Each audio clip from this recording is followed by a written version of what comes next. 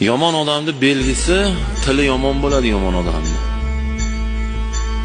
Hoji bo'lsa ham, domla bo'lsa ham, qori bo'lsa ham, mulla bo'lsa ham, imom bo'lsa ham, eshon taqsir bo'lsa ham, kim bo'lsa ham tili yomon bo'ladi yomon odamning belgisi.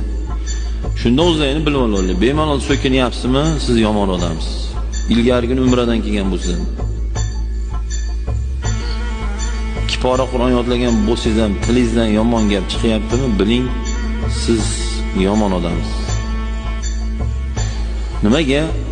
Luqmon Hakimning gaplari bor-da. Til qalbni cho'michi deganlar. Qozonda bori cho'michga chiqadi.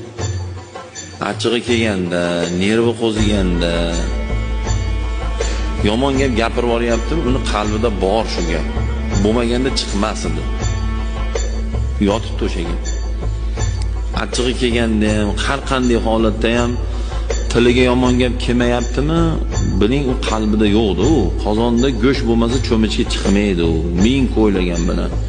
Ming asabiga teging, yaxshi odamning tiliga yomon gap kelmaydi, so'kinmaydi hech qachon.